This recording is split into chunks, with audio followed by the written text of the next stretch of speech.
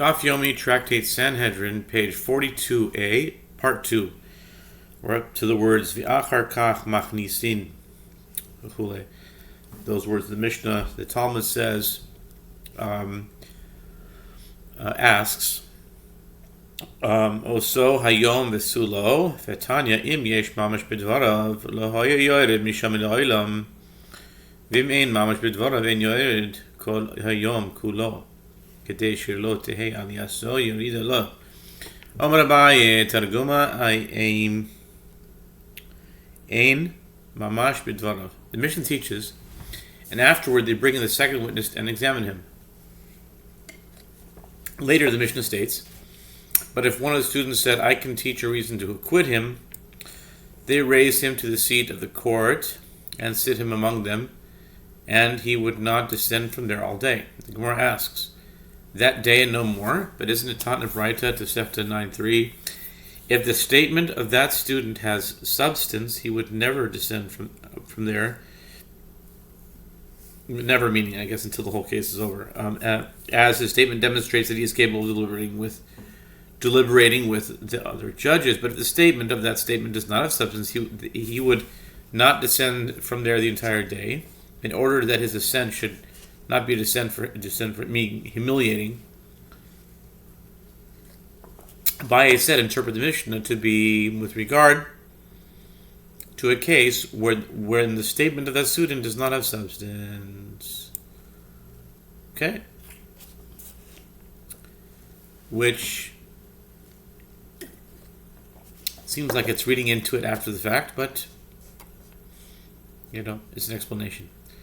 Matzulos chus yein my time Allah Amar Acha Bar Chanina Amar Kavaroiz min Shechar Amar Kra Uleroznim en Shechar Ausgim Barazo Shalom Al Yishtakehu. The Mishnah teaches that if the court found it fit to acquit the defendant during the deliberations,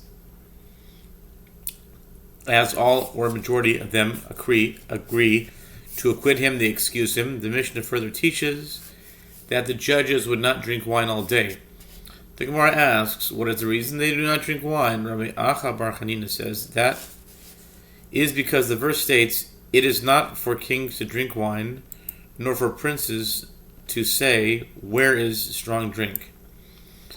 Uleroznim e shechar. Proverbs 31:4.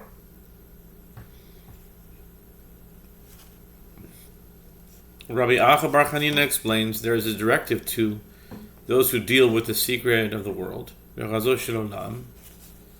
such matters, do not become drunk. Like a raz. Where is a strong drink? Okay, matzulos chus lo awomai. The Mishnah teaches, if the court found it fit to acquit him during the deliberations, as all or majority of them agreed to acquit him, they release him. It was further taught in the Mishnah that when the court cannot arrive at a verdict, they add judges in pairs of two and deliberate until there is a clear verdict. If they added the maximum number of judges and still cannot reach a clear verdict, they discuss the matter until one of those who deems him liable sees the validity of the statements of those who acquit and changes his position. The Gemara asks, if the judges do not change their position, as they do not see the validity of the position of those who acquit him, what is done? Amar Rabbi Acha potrinoso, v'chein Amar Rabbi Yochanan potrinoso. Amale Rabbi Abaye lepatrei mikar amale. Ach Yamar Rabbi Yochanan k'dei shelo yatzu mibezdin me'uvavin.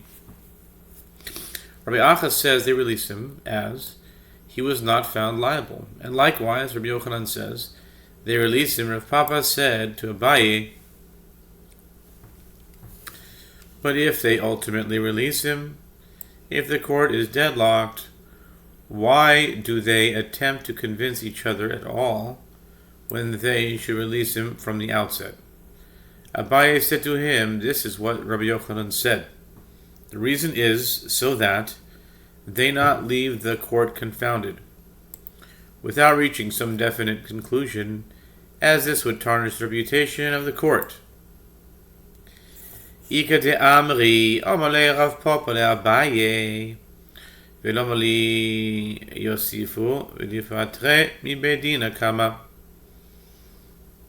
Amale Rav Yossi, Ae Kavatach, Titania Rav Yossi Omer, Keshem Shemosif al Betin, Shoshiv Mechad, Kach En Mosifin, Al Beitin Shel Esrim Shlosha.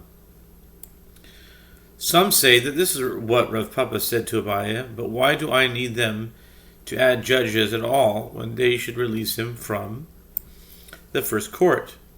Once the first court did not find him liable, they should release him. Why add judges? Abaye said to him, Rabbi Yossi holds, in accordance with your opinion, as it is taught in a Braita, that Rabbi Yossi says, just as the court does not add judges to a court of 71, so too the court does not add judges to a court of 23. If the court of 23 cannot arrive at a verdict, they release him. Tanu Rabbanan. Omer b'dinei mamanos nizdaken adin ve'ein omer b'dinei nefashos nizdakan adin. The sages taught, in cases of monetary law, one says, the judgment has grown aged, meaning this matter is very difficult and requires scrutiny. But in cases of capital law, one does not say that judgment has grown aged. Mine is dakin hadin. It's grown old, meaning it became complicated. Is dakin hadin. This has become a very complicated case. 280. Nizdaken hadin. The Gemara asks, what is the meaning of the judgment has grown aged? What does that mean? The judgment has grown aged. What does it mean? The judgment has grown aged. Nizdaken adin. Nizdaken adin. Nizdaken adin. What does it mean? Nizdaken adin. Nizdaken adin. Nizdaken adin. Nizdaken adin. Nizdaken adin. Every single day say Nizdaken adin. By the way, this is amazing. Today's name is Ayin Resh Yud, which is 46 name. And it has a gematria value of 280, which is Dakin Adin. That's huge. That's massive. That's massive. It's unbelievable. That we got to mark that down. Okay. Hold on. Afo are we? Mine is Dakin Adin. Ili mekash dina ipechami boile. Amrav huna barbanoach mishmei ravach berei dravika. Efoch Ravashi Amar leolam no tepoch mine is Dakin Adin chacham dina. The Gemara asks, what is the meaning of the judgment has grown aged? If we say that the intention is the judgment has aged, meaning taking an extended amount of time but requires additional deliberations, if so, he should say the reverse, as it is more critical to extend deliberations in cases of capital law than in cases of monetary law. Rav Huna bar Manoah said in the name of Acha, the son of Rav Ika, reverse the statement, and to say that in cases of monetary law, one does not say that the judgment has grown aged, but in cases of capital law, one does say it. Rashi said, actually, do not reverse it. And what is the meaning of the judgment has grown aged? It means that the judgment has grown wise, like an elder who has acquired wisdom. In other words, the deliberations have been exhausted, and now it is time to vote on a verdict. Meisvei, Galashil Namin Dakin Adin. Yamed b'shlom chacham dina. Hainu amar gadol ela yamed kash dina. Lo sagi. Dilo amar gadol kasofehu.